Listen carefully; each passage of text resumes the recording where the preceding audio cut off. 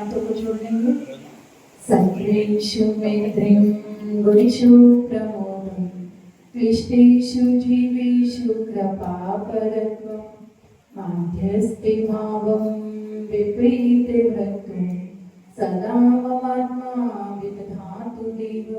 जो अनंत अनंत सिद्ध परमेश्वरी भगवान की, देवादिदेव मुल्लाएश कुंथनाथ भगवान की, परम पूज्य आचार्य मदगति गुरुदेव की, परम पूज्य देव तपस्या आचार्य सुंदर सागर जी गुरुदेव की, परम पूज्य आर्यका स्नेहमती माता जी की, आर्यका संघ की, जिनवाणी माता की, श्रीमद जैन धर्म की, माता जी के चरणों में वंदना भी करते हुए, तीनों साधुओं के चरणों में इच्छा भी करते हुए आगम के शब्दों को आपके समक्ष रखते हैं।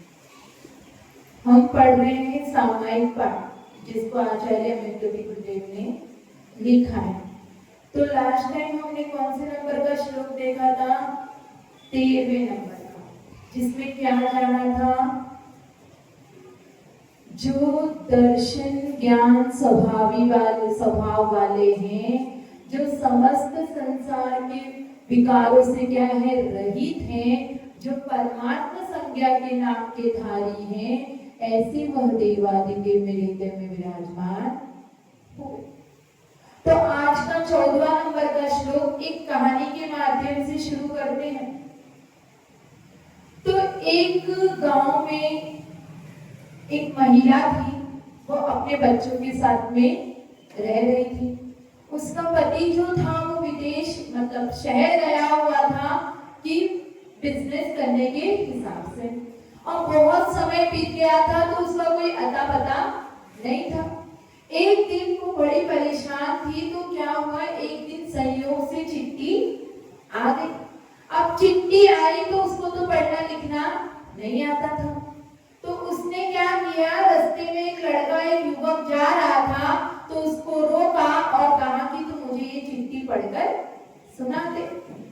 तो उस लड़के ने क्या किया, बहुत अच्छा दिख रहा था, वेल सेटल था, कपड़ा भी पहनावे भी अच्छे थे, पूरा क्या लग रहा था कि ये पढ़ा लिखा युवक है। तो उसने उसको चिट्ठी पढ़ने के लिए दी। अब उसने चिट्ठी हाथ में ली, खोलकर देखा, ऐसे देखा, यूं गया, आगे पीछे किया, और ऐसा करते करते 2 से 4 बार उसने ऐसा किया और फिर फूट फूट के रोना शुरू कर दिया। अब उसको रोता हुआ देखकर वो सोची कि कुछ न कुछ पप्पू के पापा को हो गया है, तो वो भी बोलती है कि तुम पढ़ के तो बता दो, लेकिन वो कुछ भी कहता नहीं है और जोर जोर से रोना शुरू कर देता है।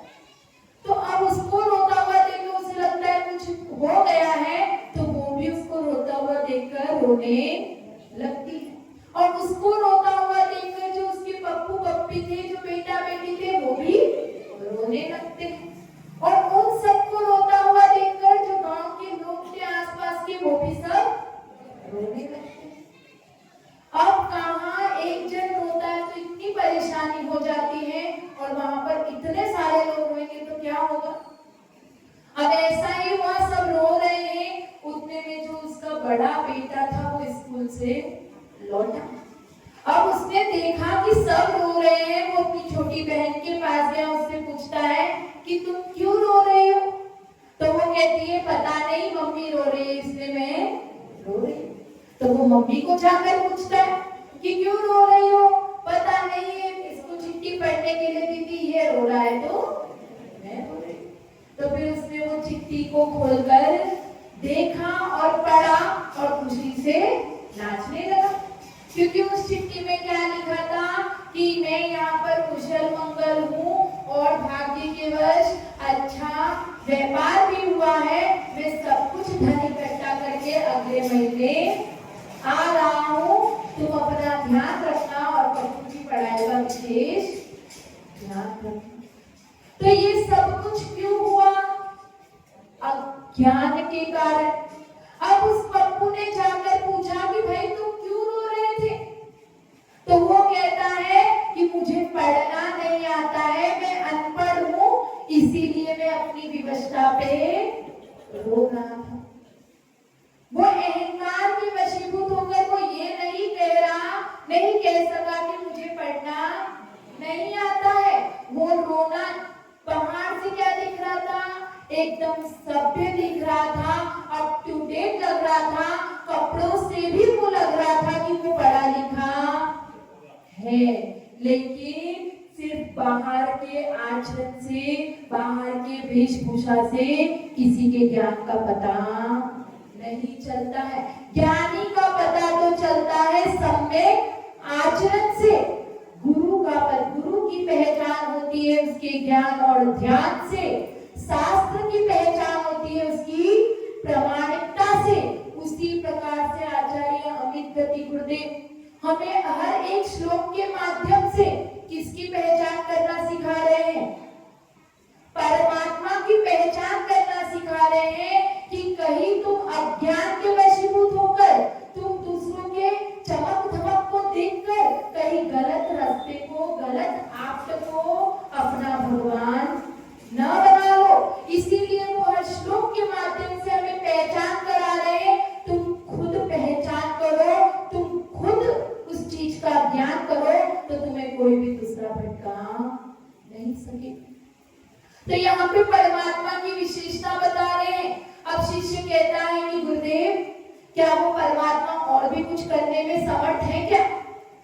क्योंकि इस संसार में बहुत दुख है, क्या उसको नष्ट करने में वो परमात्मा समर्थ है? तो गुरुदेव आगे का श्लोक बताते हैं, पढ़ते हैं। निशूदते यो भव दुःख जानम, निरीक्षते यो जगदन्तेरानम, योऽन्तर्गतो योगी निरीक्षणीय, सदैव देवो हृदय ममाश्रम। हिंदी वाला पढ़ते हैं। जो भव दुख का विध्वंसक है, विश्व विलोकी जिसका ज्ञान, योगी जन के ध्यान गम्य बसे हृदय में देव महान।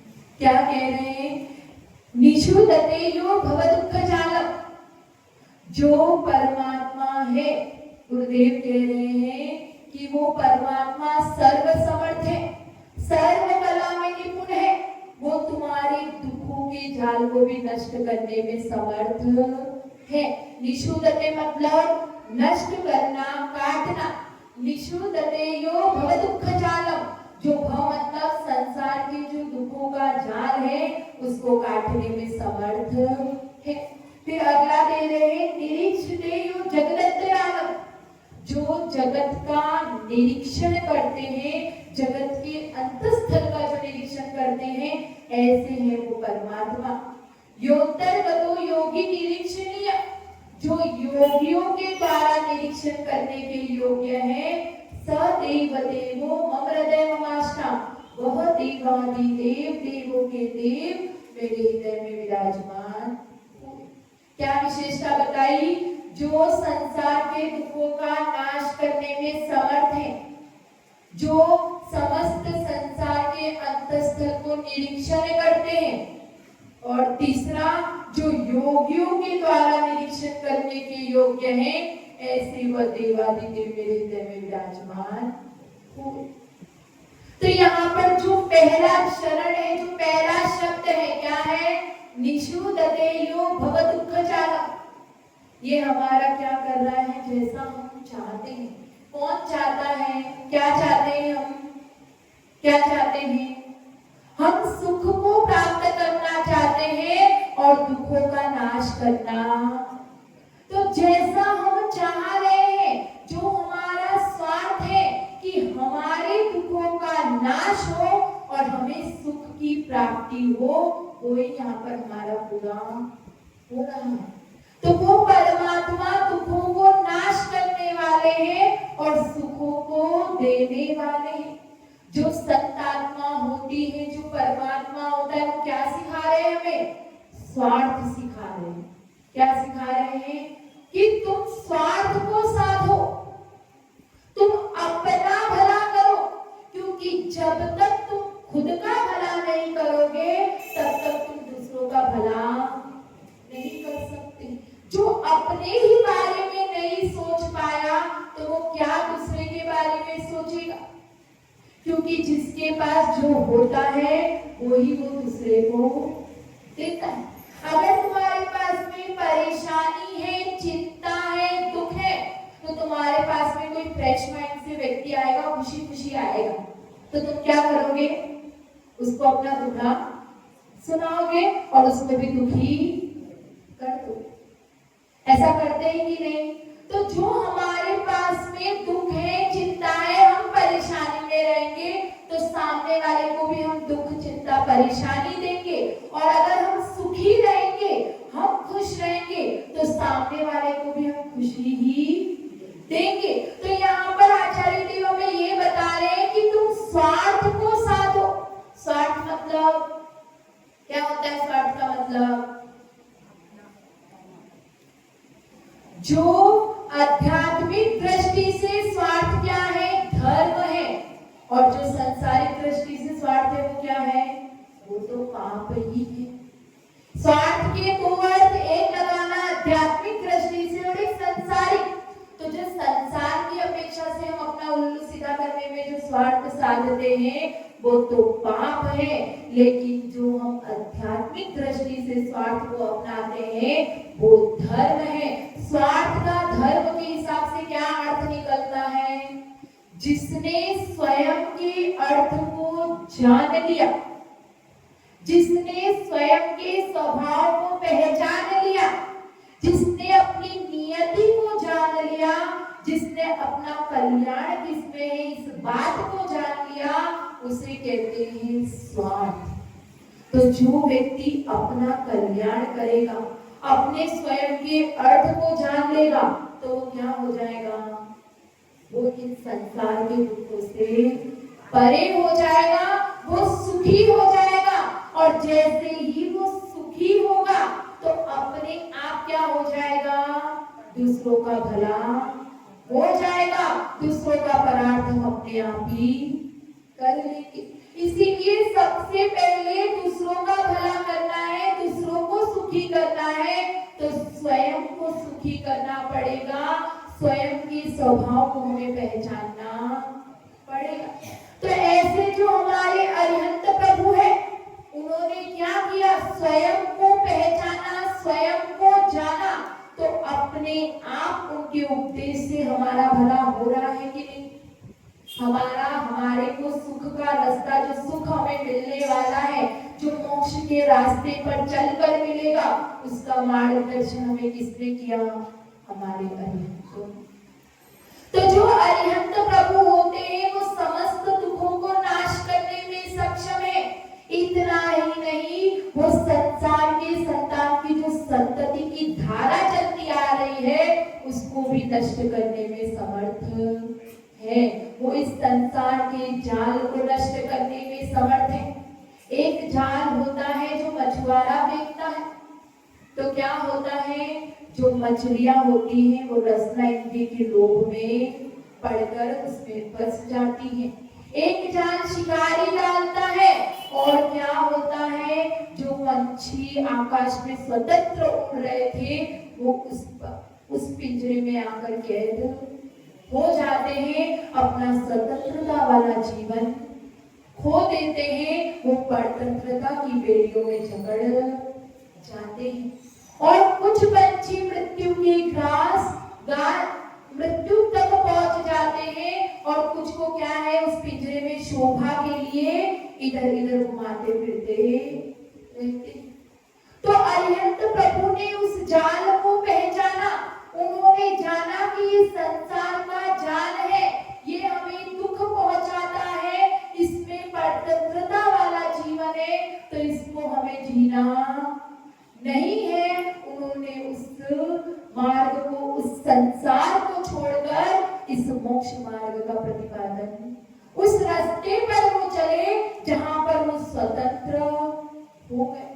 तो उस संसार से परे हो गए। संसार में क्या होता है? किसे कहते हैं संसार? संसार की परिभाषा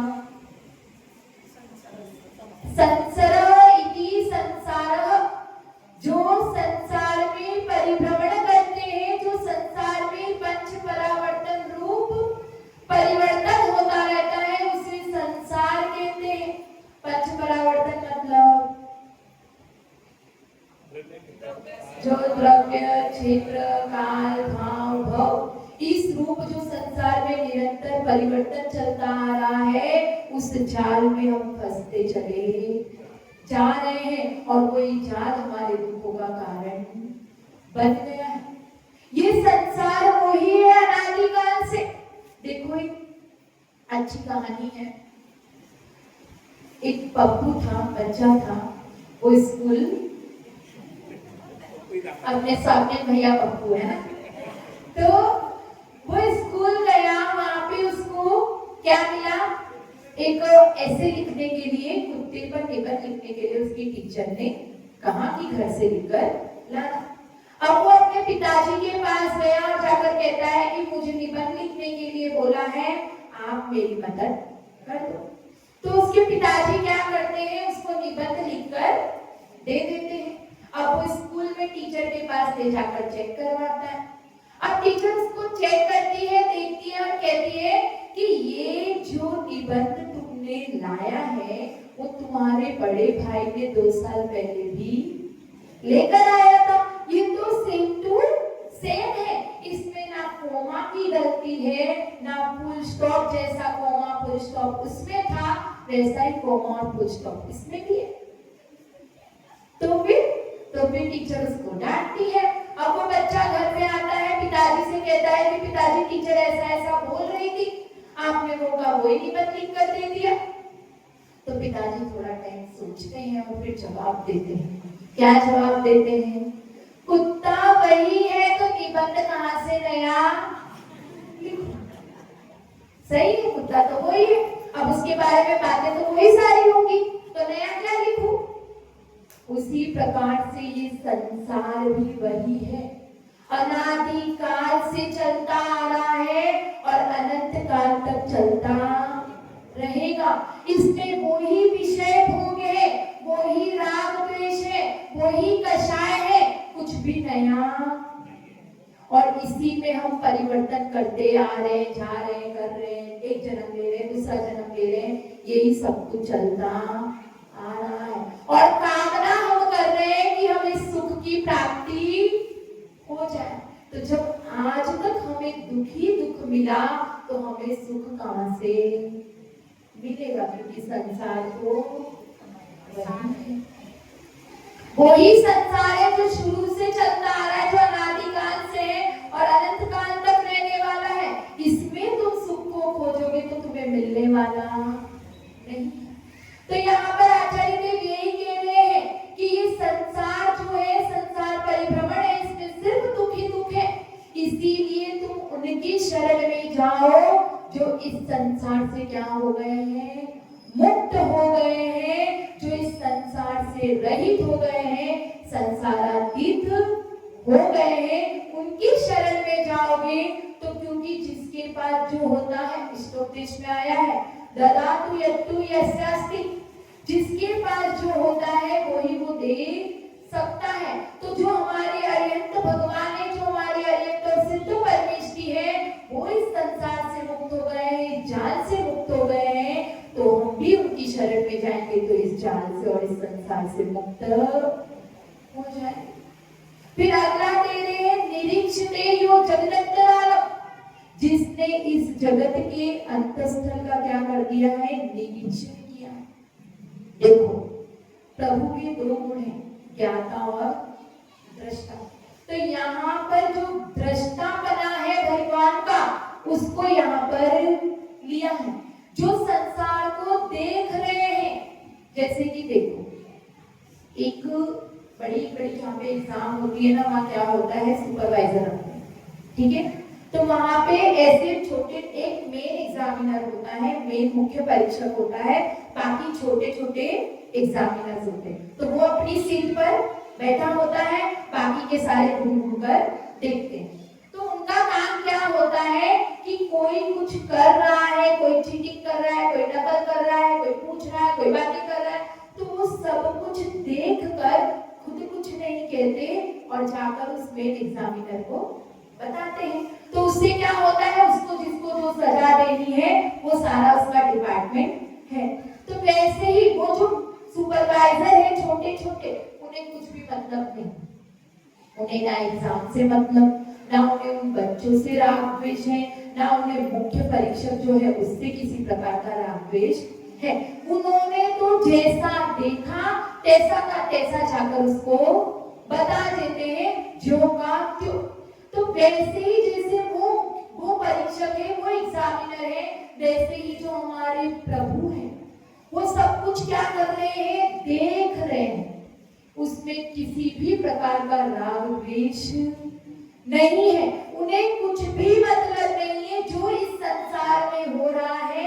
जैसा का तैसा वो देख रहे हैं और जैसा का तैसा अपने उपदेश में बताते हैं। तो जो क्या है, निरीक्षते यो जगदंतरालम, जिन्होंने इस संसार के अंतस्थल को क्या कर रहे हैं, निरीक्षण कर रहे हैं, देख रहे हैं, जान रहे हैं, राग द्वेष से रहित। फिर अगला विशेषण दे रहे हैं, योऽन्तर्गतो योगी निरीक्षणीय, जो योगियों के द्वारा निरीक्षण करने के योग्य है, क्योंकि वो इतने परम विशुद्ध है, उनका अनुभव कोई भोगी नहीं कर सकता। क्योंकि जो भोगी होता है वो तो क्या है, क्या करता है, अपने भोगों में मस्त रहता है, वो अपने अंतर आत्मा में जा ही नहीं सकता। लेकिन जो योगी होते हैं वो संसार के सारे विकल्प से रहित होकर, सारे राग द्वेष से रहित होकर, क्योंकि हमारे प्रभु क्या है, वीतरागी है, तो उनको जो है विरागी ही, कोई वीतरागी ही जानने का प्रयास कर सकता है। तो जो हमारे साधु परमेष्ठी है, जो हमारे आचार्य देव है, योगी है, वो क्या करते हैं, वो प्रभु का अवलोकन, उनका अनुभव कर सकते हैं, जो योगियों के द्वारा निरीक्षण करने के योग्य है। क्योंकि वो कहाँ रहते हैं, जंगलों में रहते हैं, वनों में रहते हैं, और जो क्या करते हैं, आत्मन कायो, जैसे ना जाने कितने योगों को धारण करते हैं, और जो इतनी सर्दी में बैठते हैं, जो इतनी ठंड में भी नदियों के किनारे पर बैठते हैं और खुले वृक्ष के नीचे बैठते हैं, और क्या है, जो धूप होती है, गर्मी होती है, तो वो तपती हुई शिलाओं पर बैठकर ध्यान करते हैं। तो ऐसे योगियों के द्वारा ही वो परमात्मा क्या है, अनुभव करने के योग्य है और संवेदन करने के योग्य है। तो ऐसे वो देवाधिदेव जो इन सारी विशेषताओं के धारी हैं, ऐसे वह देवाधिदेव मेरे हृदय में विराजमान हुए। तो यहाँ पर आचार्य अमित कृति गुरुदेव एक और कहानी बताती हूँ, अच्छी है, टाइम भी बहुत है मेरे पास। तो क्या है कि पांडव वनवास में थे, अज्ञातवास अपना काट रहे थे। तो वो वहां पर क्या हुआ, घूमते घूमते वो एक जगह पर पहुंचे, और उसमें जो पांडवों का जो बड़ा भाई युधिष्ठिर, उसे बहुत जोर की प्यास लगी। और वो प्यास के वशीभूत होकर आकुल व्याकुल हो रहा था। तो उसके भाइयों ने सोचा कि हम जाते हैं और पानी की तलाश कर पानी लेकर आते हैं। तो जो सबसे छोटा भाई सहदेव था, वो गया और पानी की तलाश में निकला।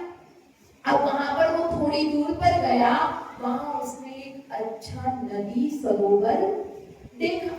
अब जैसे ही उसने पानी को देखा तो वहां दौड़ा और पानी लेने को झुका। अब पानी लेने को झुका तो वहां पर एक यक्ष की आवाज गूंजी। उसने कहा कि तुम मेरे एक प्रश्न का जवाब दो, तभी तुम यहाँ से पानी ले सकते हो। तो उसने कहा कि चलो जवाब, प्रश्न पूछो। तो प्रश्न पूछा तो वो सहदेव जो है वो जवाब नहीं दे पाया, और तुरंत फिर भी उसने क्या किया, पानी लेने का प्रयास किया। तो उस यक्ष ने उसको वहीं पर बेहोश कर दिया। अब इतने टाइम से सहदेव नहीं आया है, तो बात सबको यहाँ चिंता हुई। तो फिर वो नकुल देखने निकला। अब नकुल गया तो वहां पर भी यही बात दोहराई गई और वो भी बेहोश हो गया। फिर कौन गया, अर्जुन गया। फिर उसके बाद में भीम गया। अब चारों भाइयों से वही प्रश्न पूछा। प्रश्न क्या था कि मनुष्य के जीवन का सबसे बड़ा चमत्कार क्या है, ये प्रश्न पूछा। अब चारों ही जवाब नहीं दे पाए तो चारों ही में क्या हो गए, बेहोश हो गए। अब कितने टाइम से भाई नहीं आए तो युधिष्ठिर ढूंढने निकले। अब युधिष्ठिर वहां पर पहुंचे तो वहां देखा कि उनके चारों भाई क्या हैं, बेहोश पड़े हैं। तो उसमें वो भी बात देखने गया तो वहां पे एक आवाज गूंजी, क्योंकि युधिष्ठिर ने कहा कि किसने ऐसे मेरे भाइयों की व्यथा की है। तो यक्ष की आवाज गूंजी, उसने कहा कि ये सब कुछ मैंने किया है, क्योंकि मैं इतने सालों से उस प्रश्न के जवाब में घूम रहा हूँ, मुझे उसका जवाब नहीं मिला है। मुझे वो जवाब मिलेगा तो मैं मुक्त हो जाऊंगा। तो तुम मुझे जवाब दो तो तुम्हारे सारे भाई जीवित हो जाएंगे। तो उसने कहा कि पूछो। तो पूछा गया कि इस मनुष्य जीवन का सबसे बड़ा चमत्कार क्या है, बताओ क्या है, बताओ। इस मनुष्य जीवन का सबसे बड़ा चमत्कार क्या है, बताओ। मालती आंटी, नंदा आंटी, सम्यक दर्शन और प्रदीप भैया,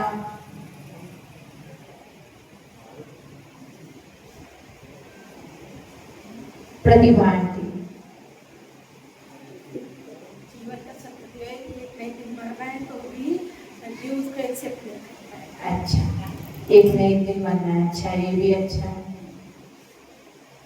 और कोई ट्राई करना चाहेगा? चलो मैं बताती हूँ। मनुष्य जीवन का, तो युधिष्ठिर से पूछा गया मनुष्य जीवन का सबसे बड़ा चमत्कार क्या है। तो युधिष्ठिर ने जवाब दिया कि मनुष्य का सबसे बड़ा, जीवन का सबसे बड़ा चमत्कार है कि मनुष्य अनुभव से भी नहीं सीखता है, वो अपने एक्सपीरियंस से भी सीखता नहीं है। तो वो यक्ष खुश हो गया और उसके चारों भाइयों को जीवित कर दिया। तो ऐसा ही हमारे साथ भी होता है। हम रोज सुख मांगते हैं कि नहीं मांगते हैं, और फिर हमें रोज दुख की प्राप्ति होती।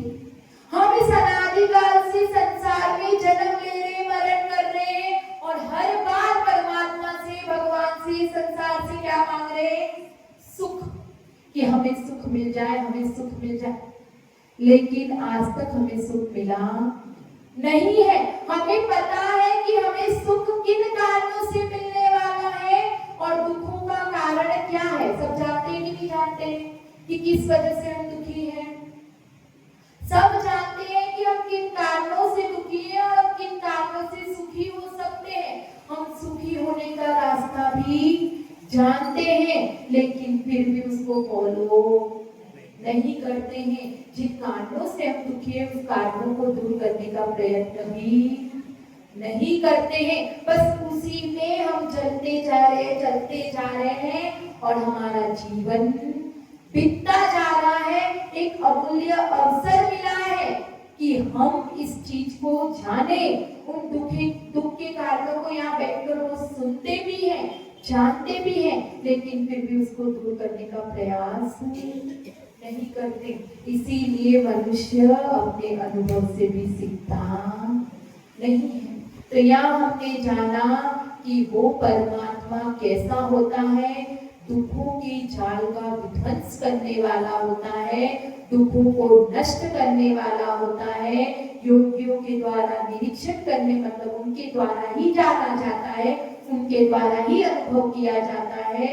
और जो समस्त संसार का निरीक्षण करते हैं, ऐसे वह देवादिदेव होते हैं। जय बोलो आज जैसे सुंदर सागर जी देव की परम प्रचारिका श्रीमती माता जी।